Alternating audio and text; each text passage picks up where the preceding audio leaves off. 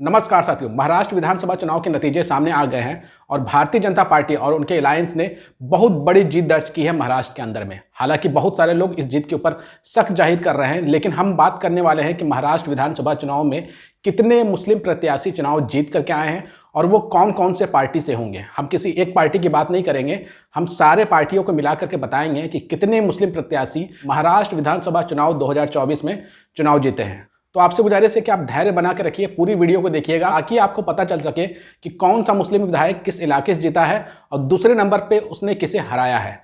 तो चलिए शुरू करते हैं।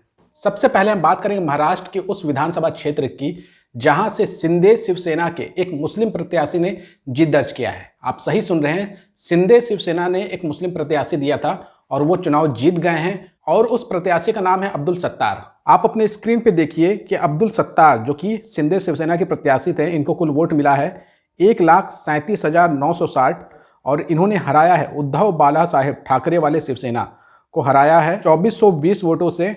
उद्धव बालासाहेब वाली शिवसेना ने अपना एक हिंदू प्रत्याशी दिया था जिनका नाम था बंकर सुरेश पांडुरंग, इनको कुल वोट मिला था 1,35,540।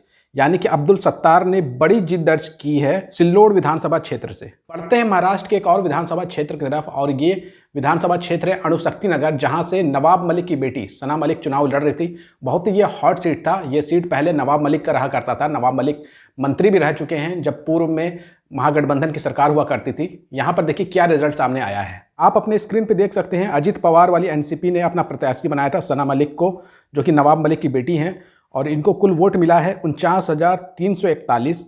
और दूसरे नंबर पर रहे हैं स्वरा भास्कर के पति फहद अहमद, जो कि शरद पवार वाली एनसीपी पार्टी से चुनाव लड़ रहे थे। फहद अहमद को कुल वोट मिला है 45,963 और 3,378 वोटों के मार्जिन से जीत गई हैं सना मलिक। यानी कि यहाँ पर कड़ी लड़ाई हुई थी और इस कड़ी लड़ाई में सना मलिक ने ये सीट जीत ली है। पहले भी ये सीट उनके पिता नवाब मलिक की रही थी, इसलिए माना जा रहा था कि सना मलिक ये सीट आसानी से जीत जाएंगी। अब हम चलते हैं महाराष्ट्र के एक और विधानसभा क्षेत्र की तरफ और ये क्षेत्र है कागल की, और यहाँ से अजित पवार वाले एनसीपी के एक प्रत्याशी चुनाव जीते हैं और उनका नाम है, आप अपनी स्क्रीन पे देखिए, मुशर्रफ हसन मियां लाल, जिनको कुल वोट मिला है 1,45,269 और इन्होंने हराया है अपने चाचा शरद पवार वाली एनसीपी को। शरद पवार ने अपना उम्मीदवार बनाया था घाटगे समरजीत सिंह विक्रम सिंह को, जिनको कुल वोट मिला है 1,33,688। यानी कि मुशर्रफ हसन मियां लाल चुनाव जीत गए हैं 11,581 के वोट ऑफ मार्जिन से।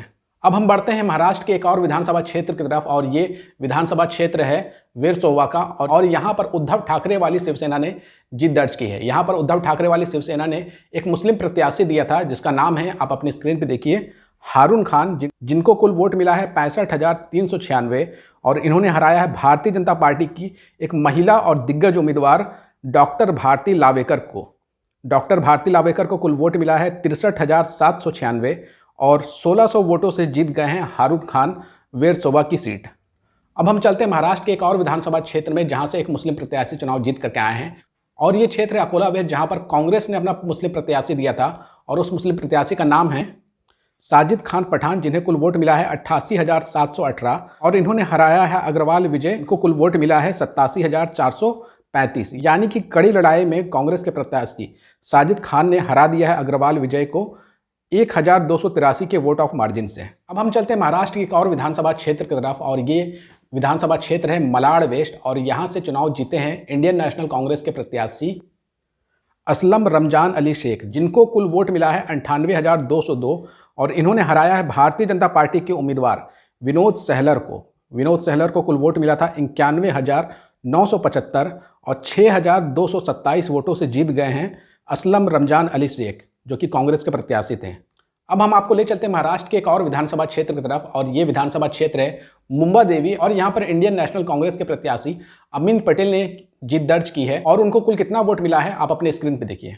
कांग्रेस प्रत्याशी अमीन पटेल को कुल वोट मिला है 74,990 और इन्होंने हराया है साइना एनसी, जो कि पहले भारतीय जनता पार्टी में हुआ करती थी, अभी शिंदे शिवसेना में चली गई हैं और इनको बुरी तरीके से हराया है। साइना मनीष को कुल वोट मिला है 40,146 और अमीन पटेल ने 34,844 के भारी भरकम मार्जिन से हरा दिया है शिंदे शिवसेना के प्रत्याशी को। अब हम चलते एक और विधानसभा क्षेत्र की तरफ और ये विधानसभा क्षेत्र है भिवंडी ईस्ट और यहां से चुनाव जीते हैं रईस कासम शेख, जो कि समाजवादी पार्टी के उम्मीदवार थे, जिनको कुल वोट मिला है 1,19,687 वोट। और इन्होंने हराया है सिंधे शिवसेना के प्रत्याशी संतोष मांझैया को, जिनको कुल वोट मिला था 67,672, यानी कि 52,015 वोटों से जीत गए हैं रईस कासम शेख, यानी कि बुरी तरीके से हराया है सिंधे शिवसेना के प्रत्याशी को। अब हम चलते हैं महाराष्ट्र की एक ऐसी विधानसभा क्षेत्र की तरफ जो कि बहुत ज़्यादा हॉट सीट थे। यहाँ पर समाजवादी पार्टी के दिग्गज उम्मीदवार अबू आसिम आजमी चुनाव लड़ रहे थे, अजीत पवार वाली एनसीपी के नवाब मलिक चुनाव लड़ रहे थे।